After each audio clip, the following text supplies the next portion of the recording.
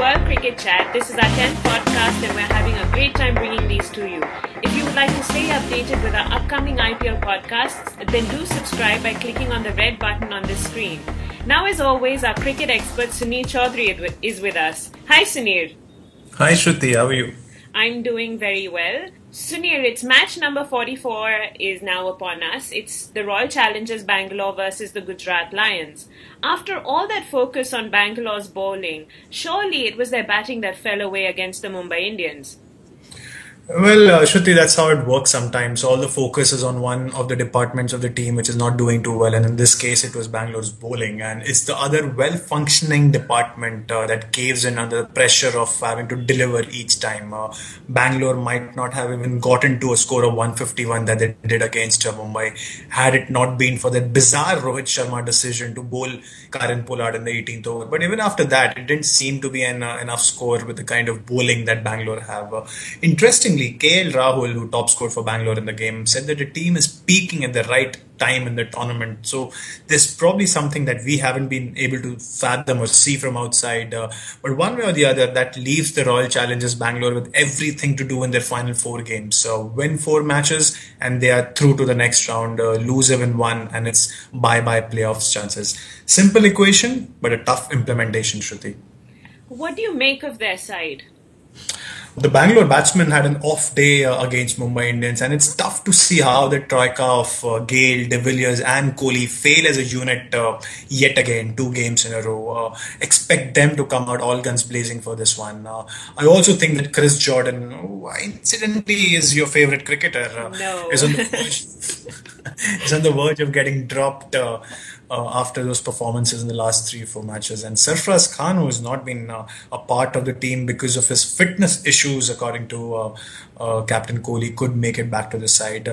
Now, don't ask me who the replacements for these players are, because one way or the other, it doesn't matter. The way Bangalore have gone about their bowling and their batting as well, it doesn't matter who replaces them. It's just about being able to get the best out of these replacements, Shruti.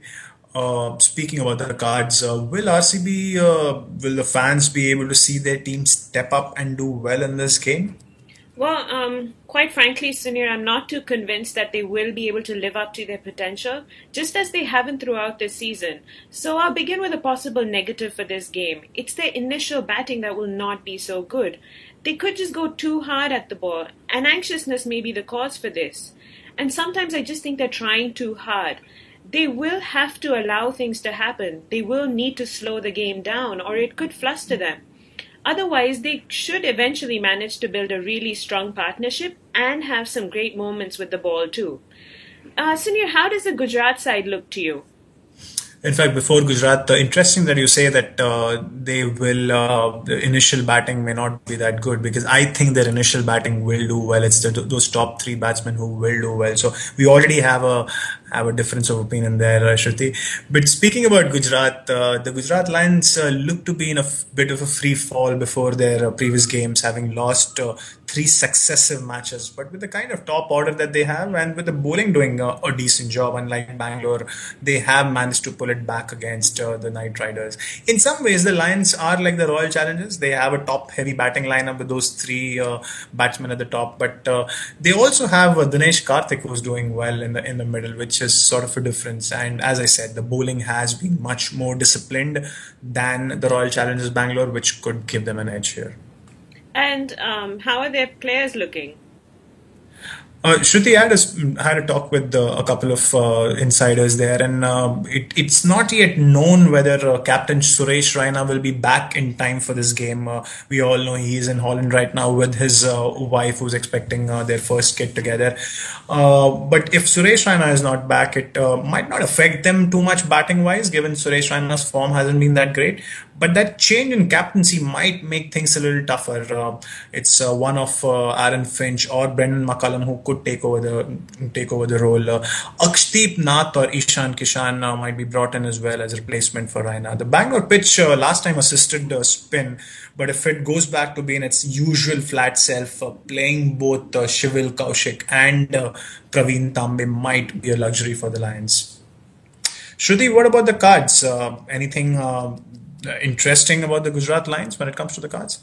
The Gujarat Lions appear too tentative. Now, Sunir, I'm quite confused here because the Lions seem more interested in taking risks even when it's not required. It's as if they're being different for the sake of it rather than it being a real need, and that's very baffling for me. Now, their risky batting should work for some time, but it may not give them that required solidity. Bowling too may not be up to mark, but fielding should be. In fact, it could be their saving grace. Sunir, your favorites for the game.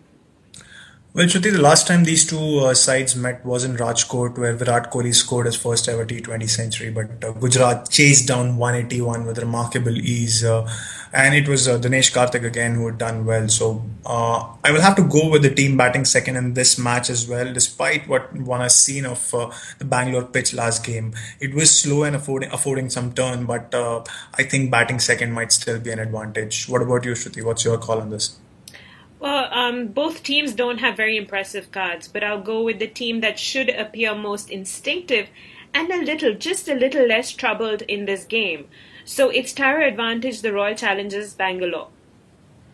Oh well, that's interesting. I have again refrained from making a clear cut call for a winner, but I do think that it's going to be a team batting second. But that's all we have for today, and we'll be back with the next one quite soon. And as Shruti mentioned earlier, don't forget to subscribe to our channel. You can find one of the buttons on the screen right now. Till such time, have a good time ahead. Ciao.